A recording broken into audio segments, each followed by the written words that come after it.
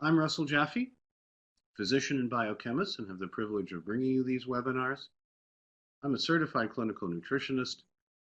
I'm a fellow of the National Academy for Clinical Biochemistry and an overseas fellow of the Royal Society of Medicine. I maintain a fellow's status in the American Society for Clinical Pathology, the American College of Nutrition, the American College of Allergy, Asthma, and Immunology, the Federation of Clinical Immunology Societies, and the American Medical Laboratory Immunologists. I'm a fellow of the Health Studies Collegium Research Foundation and director and founder of both PERQUE and ELISA Act Biotechnologies. Heart disease is the #1 cause of death in the United States, and a coronary event, a heart attack-like event, occurs about every 25 seconds in the United States. So each year there are over 390,000 men and women who die of cardiovascular diseases, much of it avoidable or reversible.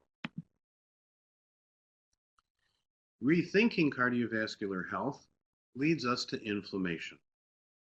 And inflammation has been associated with all 8 major categories, as you see in this slide, including in the upper right, cardiovascular diseases.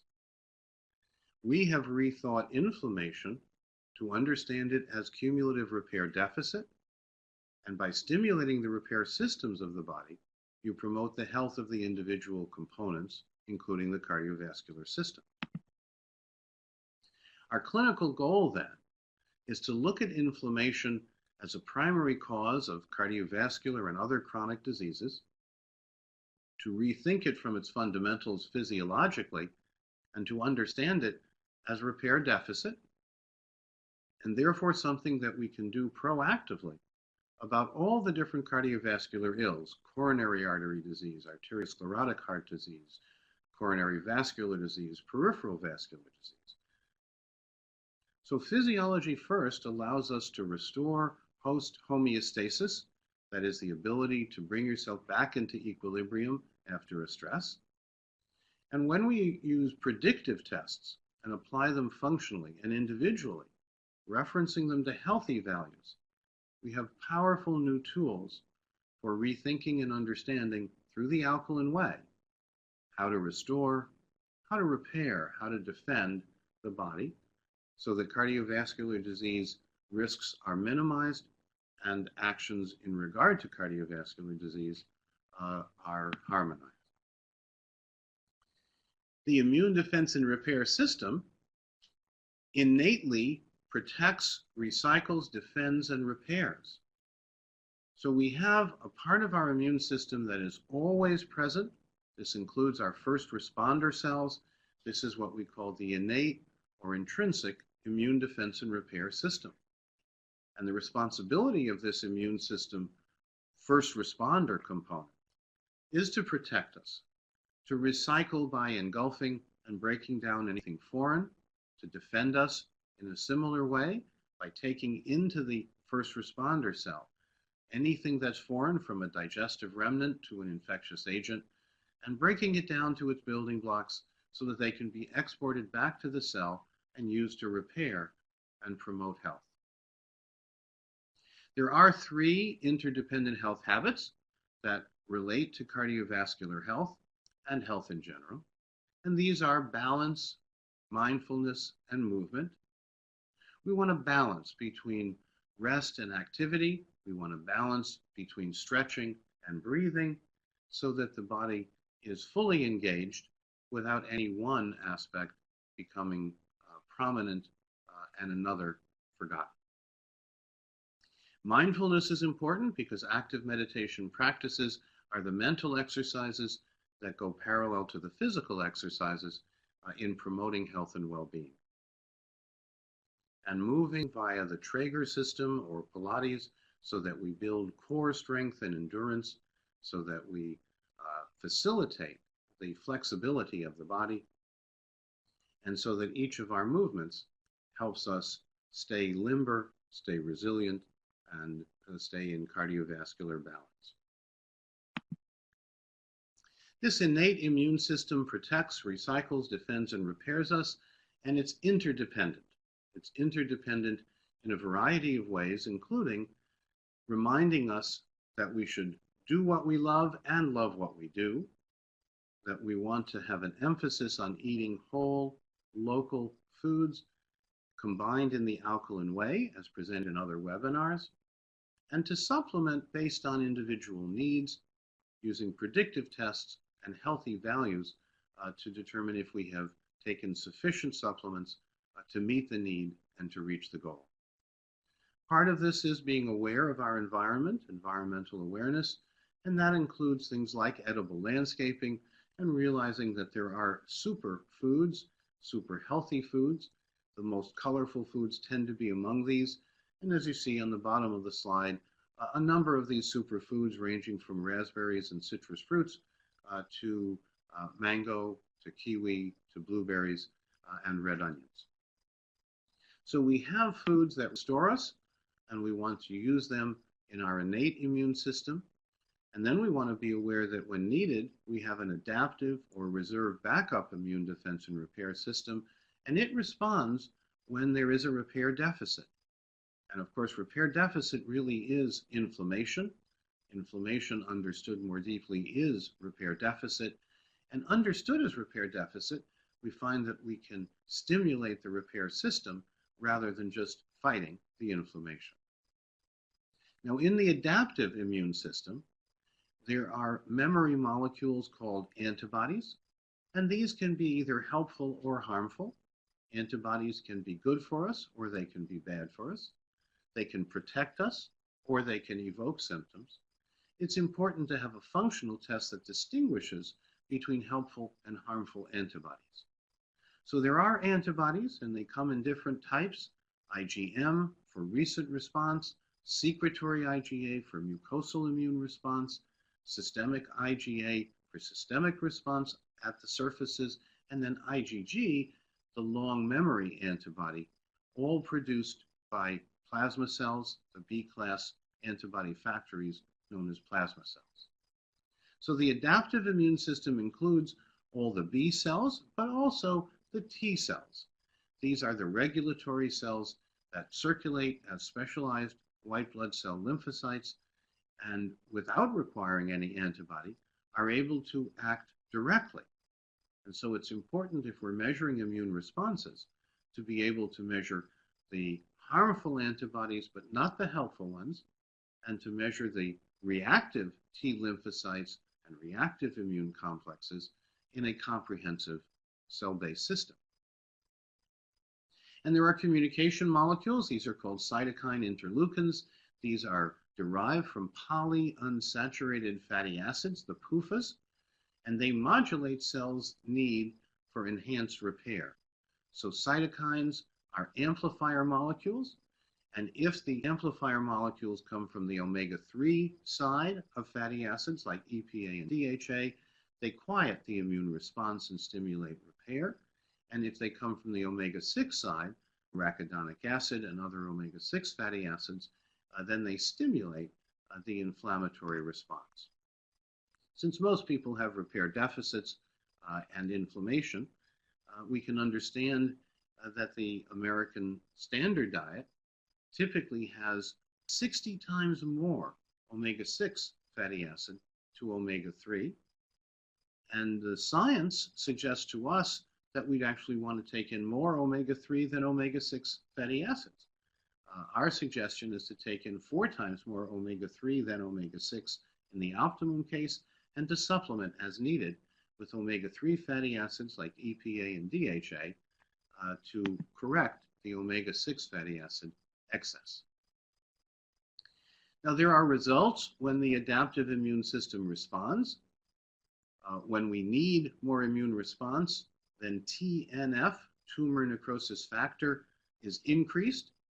Tumor necrosis factor does target cancer cells, but it also accelerates the recycling of any cell that is senescent or not functioning properly through a mechanism called apoptosis, which is programmed cell death of worn out cells or abnormal cells, and the TNF help with that. When the adaptive immune system responds, so do our neuroamines or our neurochemicals. Epinephrine, norepinephrine, and 5-hydroxytryptamine or serotonin are the important ones.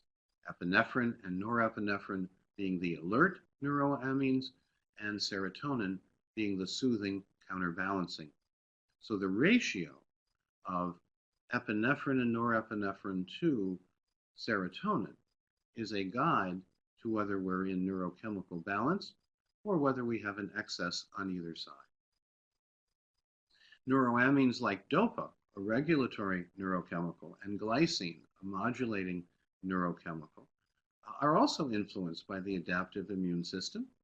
And the more need for repair, the more activation of the adaptive immune system, the more stimulation of the dopaminergic system we will see.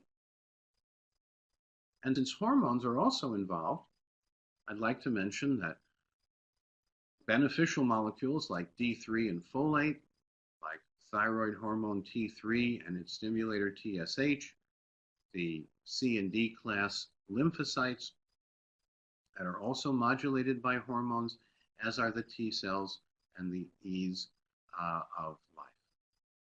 So the adaptive immune system calls forth stimulating or amplifying molecules like TNF to target abnormal cells and help recycle with apoptosis, and it also helps modulate the neuroamines or neurochemicals and hormones so that we can keep a healthy balance. Here we see an example of this balance, and I'm grateful to the folks at Nature Publishing for the use of this. On the left, you see an immune system with central and peripheral components in balance, and that's what we call homeostasis, and that's desirable. On the other hand, in the middle, you see a situation where the inflammatory mechanisms, the repair deficits, dominate. That leads to systemic inflammation and an immune system that's imbalanced in the direction of type 1 reactions. These are the ones that are histaminic and associated with hives, wheezes, itching, and shock. And on the other side, on the far right, you see a situation where the central nervous system has an imbalance through the parasympathetic nervous system, the vagus nerve and other parasympathetic nerves, and that leads to an immunodeficiency, a combined immunodeficiency syndrome, where the immune system is overly worked and under functioning. So we want to restore balance when we find imbalance. We want to restore homeostasis, which is the resilient, healthy state. Inflammation rethought is repair deficits, and the alkaline way for lifelong repair is the path to restore health and well-being. So conventional pathobiology sees a fire to be fought, inflammation, whereas integrative physiology sees a repair deficit where we want to correct the essential nutrients that are lacking or reduce the excess distress molecules that may be present. Inflammation is of two kinds, the acute or short term, where repair can't quite keep up, and then the chronic, more typical kind, that occurs when essential nutrients are deficient, when there's an essentials deficit, and or an excess of distress, because an excess of distress can produce immunosuppressive hormones. These are called autocoids, and that's the equivalent of taking an immunosuppressive molecule from the inside rather than as a medication from the outside. So where we see chronic inflammation, we want to look for essential nutrient deficits and correct them.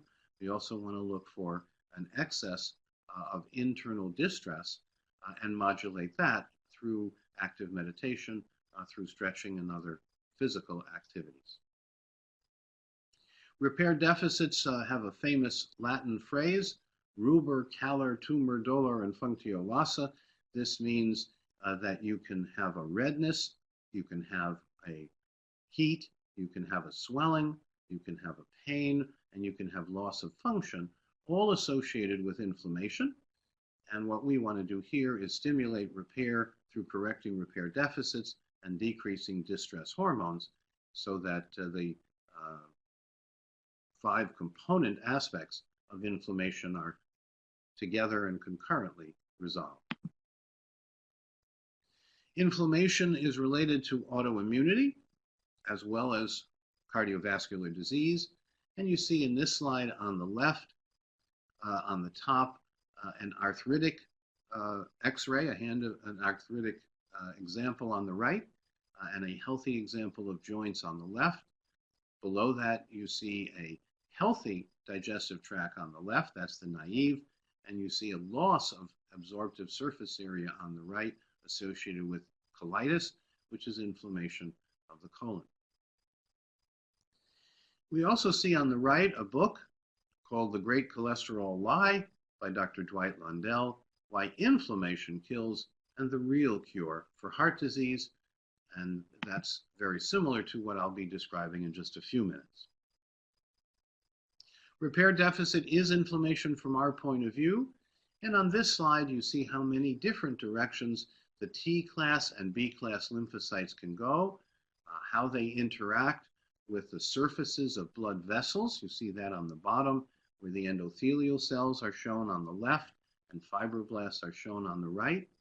And when all of this elegant and complex system resolves itself, if there is a deficit in repair, there will be a swelling and an inflammatory response.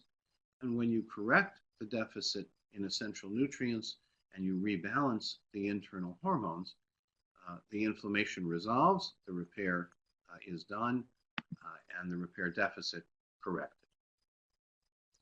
Now, what are the particulars that would allow us to look at repair deficits and know what to do about them? Well, first we can look at the dendritic first responders and how they become vulnerable. These dendritic first responder cells are the polymorphonuclear leukocytes. They are the endothelial cells and fibroblasts. They're the Kupffer cells in the liver and the sinusoidal cells in the spleen. So every part of the body has one or more of these wiggly, dendritic, amoeboid-like cells that respond first. They're the first responders. And because they're the first line and the first responders, they're the most vulnerable to deficits in essential nutrients such as antioxidants and minerals to deal with excess acid and other essential cofactors for enhancing detoxification. So if we look at metabolism, we'd want to have antioxidants to correct or protect from oxidative stress and damage. We'd want to have antioxidants because of their essential role in stimulating repair and avoiding repair deficit. And we want the antioxidants so that the first responder cells will not run out of their protective antioxidants and become vulnerable. And they remain vulnerable until the deficit is corrected. There are many tests that could be done. We recommend the hs-CRP, the high sensitivity C-reactive protein, hs-CRP, as a good global or general measure of the inflammation state or the repair deficit state of the individual. And we know the healthy value, which is less than 0.5, and that's the goal of having enough repair enhancement so that the high sensitivity CRP returns to and remains below 0.5, putting you in a low risk rather than high risk group. In regard to antioxidants, there are 8 forms of vitamin E, and along with selenomethionine, these can protect the membranes. Then you want the ascorbates. There are multiple mineral forms of ascorbate that are beneficial. Ascorbate is the recycler and the enhancer of glutathione. There are also B vitamins that are antioxidants. There's nicotinamide adenine dinucleotide, NAD, and the flavine version, the FAD, that help shuttle the electrons into the mitochondrial battery. These are also antioxidants, as are the carotenoids. And while we need beta-carotene, we also need alpha-carotene, zeaxanthin, cryptoxanthin, lutein, lycopene, a variety of the colorful components of foods called carotenoids, and coenzyme Q10, a cofactor, is also an antioxidant. With regard to pH, we want enough of the minerals to keep our body resilient and robustly enriched in minerals, particularly potassium, which in relation to sodium is important, particularly magnesium, which in ratio to calcium is important, zinc and its relationship to copper, chromium and vanadium, molybdenum and manganese. These are helpful and essential important minerals, and we want to have enough of them so that the metabolic acids are less than the minerals we take in, which means we stay in a healthier alkaline state due to the benefits of the minerals that then displace the acid. When we have a net acid excess, that means a mineral deficiency. And the batteries of the cells are known as mitochondria, and they can detoxify as well as energize, but they can detoxify well when they have enough of the coenzyme Q10 and ascorbates, and lacking ascorbates as a source of electrons and the CoQ10 as a shuttle cofactor for the electrons, the mitochondria do not work well in the absence of sufficient CoQ10 and ascorbates. There are relative risk markers, and these do include repair deficit measured by hs-CRP, high sensitivity CRP. There are other risk markers in regard to cardiovascular disease worth noting, and these include methylation and detoxification components, and homocysteine is the best measure for methylation and detoxification status. There's also antioxidant status, where you'd want to measure oxidized HDL and LDL directly, and metabolic status, which clinically can be assessed by the first AM morning urine and its pH or acid-alkaline status. Let's look at some of the science that supports the importance of repair deficit and inflammation.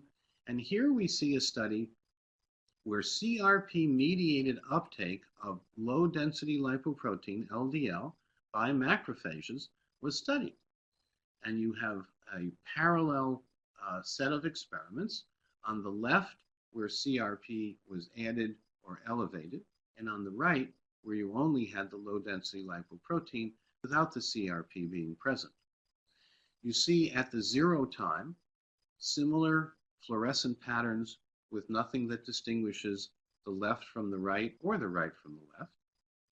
But at 30 and 60 minutes, you do see considerable differences. At 30 minutes, you see an uptake on the left where the CRP has contributed to the facilitated uptake of the LDL vesicles. This loads the cell with whatever is in the LDL. And at an hour, at 60 minutes, you see these vesicles deeper and disseminated within the cytoplasm of the cell. In contrast, when we look at the right, we see that the absence of CRP at 30 and 60 minutes is associated with a significant reduction in the transfer of the low-density lipoprotein to the cells. And from this, Zawaka and colleagues have concluded that CRP is a potentiator that facilitates the uptake of low-density lipoprotein components or vesicles. And if those vesicles happen to have oxidized fat, that could promote repair deficit and be harmful and accelerate cardiovascular disease. Here's another study that points out the importance of C-reactive protein. This was by Ridker and colleagues in the New England Journal of Medicine, looking at actual cardiovascular events compared with the Framingham study estimate. And what we find here is that the higher the C-reactive protein, the higher the risk, regardless of all other factors. So on the far left, you have the lowest risk group. On the far right, you have the highest risk group. And you see that the dark brown, the left of each of the 4 sets, is the lowest level of reactivity or cardiovascular events, and that's associated with the lower, less than 1.0 high sensitivity C-reactive protein. And the middle 2 cases, and even more dramatically on the far right, you see that as the CRP is kept below 1, the cardiovascular events are rare. But as the CRP increases from 1 to 3 in the middle, that's the silver or gray, and on the far right, greater than 3, you see that as C-reactive protein goes up, the risk of a cardiovascular event goes up substantially. So CRP is a marker of repair deficit, and it is also a marker of risk. This is from the ARIC study. looking at C-reactive protein and lipoprotein A2. And you notice on the left that if you have a low lipoprotein A2, it doesn't matter whether your C-reactive protein is up, there won't be a higher risk. But on the right, you see that if you have a high lipoprotein A2 and an increase in repair deficit, which means an increase in high sensitivity CRP, there's a 3 times or threefold increase in cardiovascular risk. And here's another article or a figure that illustrates the importance of C-reactive protein and homocysteine. Here we're looking at homocysteine levels, and the question is, what is the survival probability of an individual over some years given different levels of homocysteine? And in the study, the lower level was less than 9. Then they looked at people who had homocysteine levels between 9 and 15, then looking at homocysteine levels between 15 and 20, and then homocysteine levels over 20. And what we find from this figure is that the highest risk is associated with the higher homocysteine levels, that if you have a homocysteine greater than 20 over a 5-year period, you have a more than 25% chance of having a significant adverse cardiovascular event, and that a quarter of people who have homocysteine levels greater than 20 will die within 5+ years. If we look at lower levels, we see less risk. We see that at the lowest level studied, less than 9, there was a less than 10% compared to a more than 25% chance of a morbid event. And we've looked further at this data because from our view, the homocysteine healthy value is less than 6. And if you have a homocysteine value of less than 6, you have a near 100% chance of surviving the next 5 years. So cardiovascular risk is associated with homocysteine. Higher the homocysteine, the higher the risk. The lower the homocysteine, the lower the risk. And the goal is to have a homocysteine of less than 6 because you have enough methylation factors to keep the homocysteine in that healthy range. Now, there are integrative primary tests, and we want to know about them and what their healthy values are. In this case, HV stands for healthy value. With regard to repair or inflammation status, we want to have an hs-CRP of less than 0.5, a high sensitivity CRP of less than 0.5. With regard to antioxidant status, we might want to measure 8-oxoguanine to measure oxidation in the DNA, and we might want to measure oxidized HDL and LDL to look at peripheral risks of oxidation, particularly in the fats. And healthy people who have enough antioxidants do not have oxidized 8-oxoguanine or oxidized HDL and LDL. Antioxidant intake should be sufficient to achieve a low oxidation state, and this means taking in all 8 forms of vitamin E, 800 to 3200 IU, along with selenomethionine, 50 to 1000 micrograms a day, because the selenomethionine activates the vitamins E, and different forms of vitamin E go to different parts of the body. That's why we need all 8 forms. And it is safe and effective to take the natural form of vitamin E at the 800 to 3200 IU a day level, joining that with the selenomethionine for better cardiovascular protection. We would not recommend taking D-alpha tocopherol succinate, but we do recommend taking the 8 natural forms of vitamin E at these levels that the Shute brothers in Canada showed were very helpful in reducing cardiovascular risk and enhancing cardiovascular health. B complexes, PABA, biotin, iodine, D3, Krebs salts can all be in their way antioxidants, as are the activating Krebs salts, the energizing fumarate, citrate, malate, and succinate. And perhaps most important, the ascorbates. Ascorbates intake based on individual calibration Please see our ascorbate calibration protocol. We want to have the full range of antioxidants so that the entire team can play, so that the entire symphony can have all the instruments present in the healthy symphony of life. In regard to integrative tests in practice, we also want to look at the acid-alkaline status, and to do that, we measure the pH of the first morning urine, that is, how much excess acid might be present, or how much sufficient buffering minerals might there be to assess metabolic acidosis, with the goal of having 6.5 to 7.5, the healthy value, remembering that cations buffer the acids, and the minerals that we take in from our diet are necessary to neutralize and allow the excretion of any excess acid that forms from metabolism and that can accumulate unless we take in the buffering minerals from our diet. Where we need more of these buffering agents, we recommend PERQUE Mag Plus Guard and PERQUE choline citrate. This is a unique way of enhancing magnesium uptake as well as replenishing choline and citrate. In regard to detoxification, there are methylation factors that can bring homocysteine into a healthier range, and we recommend enough PERQUE Vessel Health Guard to bring the homocysteine to less than 6 so the cardiovascular risk can be reduced. Metabolic acidosis is very common. First morning urine pH is the way to measure it. Too much acid is produced, or the kidneys may lack minerals to exchange, and in either case, the body becomes more acidic.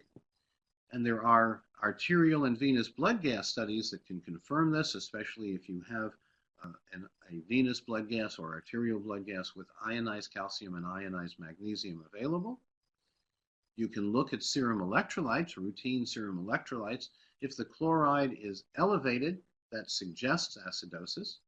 You can measure lactate. You can measure ketones. The standard American diet ends up contributing to an excess of lactic acid as a source for extra acid. Diabetes contributes ketones and other acid forms that contribute to the metabolic acidosis that's all too common.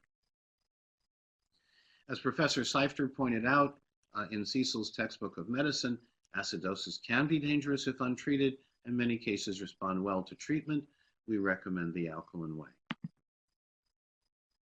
This is an interesting study, and I call your attention to the bold bottom line. This is a study that looked at vascular calcification on plain x-rays of feet and looked at the relative risk. And what they found was that oxidized LDL was a powerful predictor, much more than any other risk factor they measured. That oxidized LDL predicted cardiovascular illness more than any other measure.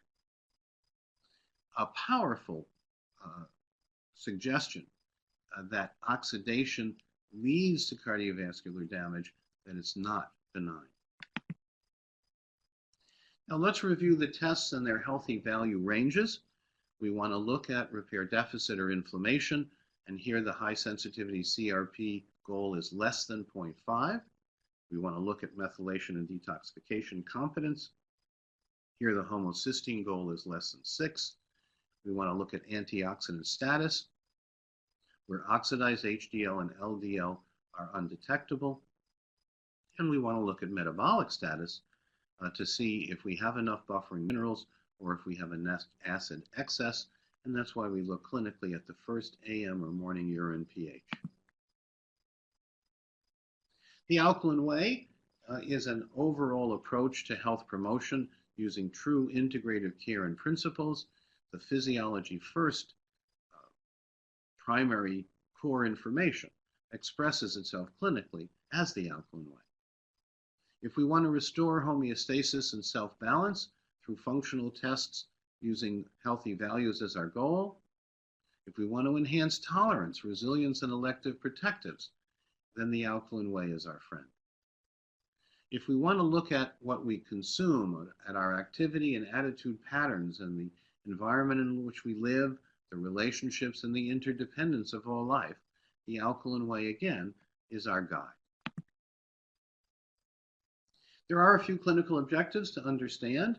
The first is that inflammation really is repair deficit, and it really is a primary cause for cardiovascular diseases. Cardiovascular diseases then evoking or coming forward when repair deficits exist. So maintaining a high repair competence is one of the most effective things we can do to minimize or reverse cardiovascular risk.